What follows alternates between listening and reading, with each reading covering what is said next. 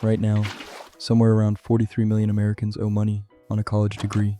The average borrower owes a little under $38,000. But here's the number that should actually bother you. A huge share of those people owe more today than the day they walked across that stage.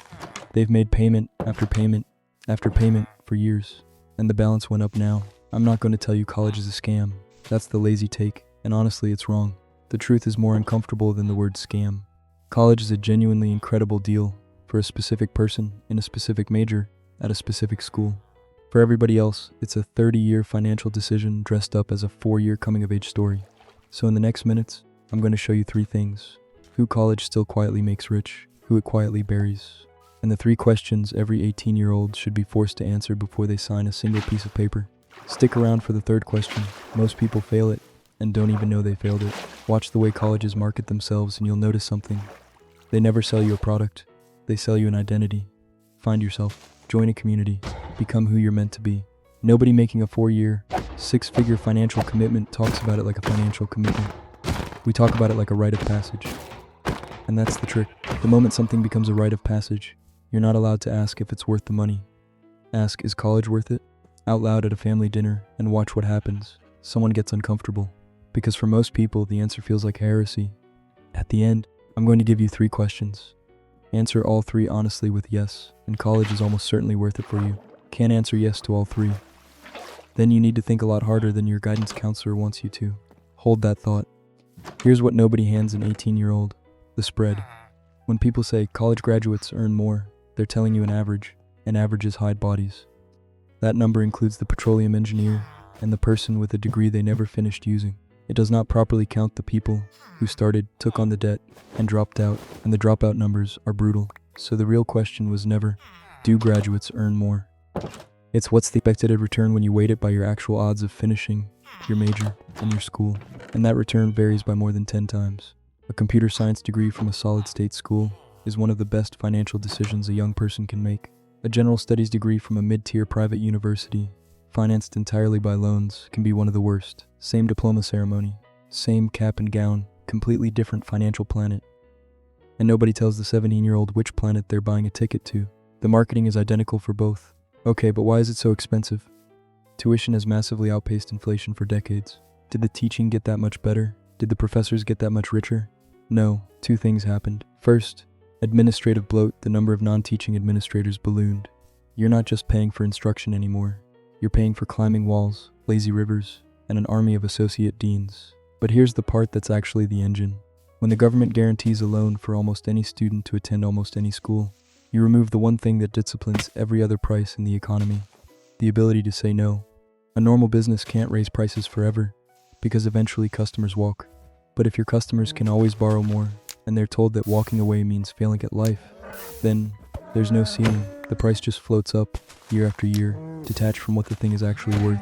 Here's the genuinely strange consequence, and this is the part most college is a scam videos completely miss. The 2 most honest products in higher education are at the opposite ends. Elite schools, because their network and signaling genuinely deliver, and community colleges, because they're cheap and you can transfer. The dangerous middle is the mid-tier private university that costs nearly as much as the elite school, but delivers almost none of the elite school's advantage. That's the trap. That's where the most debt goes to die.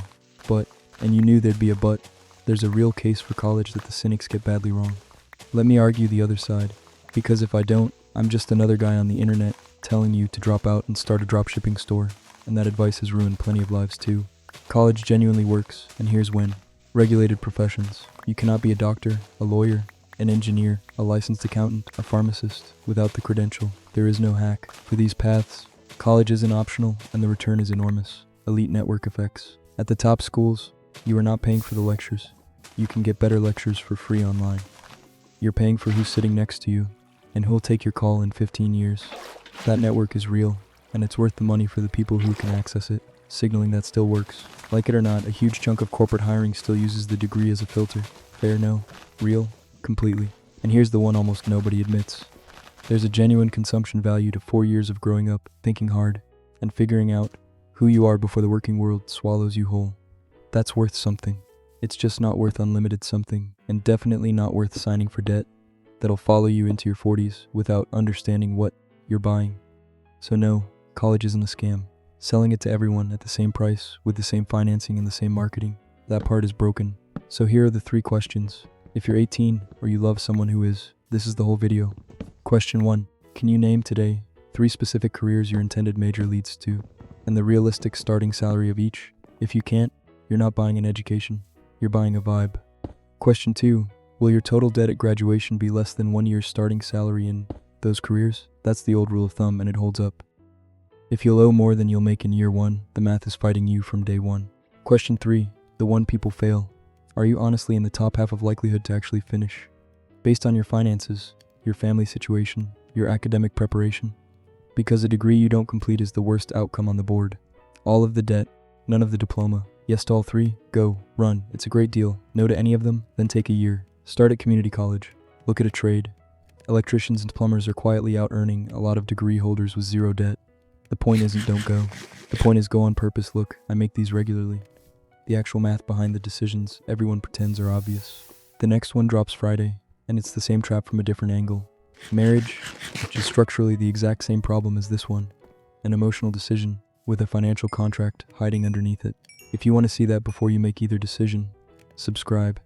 It's the cheapest thing I'll ever ask you for, and honestly it's the difference between this channel still existing in 6 months or not. College isn't a scam, but the people telling you to just go aren't your friends. They're either selling you a school, or they bought one, and they need you to tell them they were right. Run your own numbers. That's the whole game.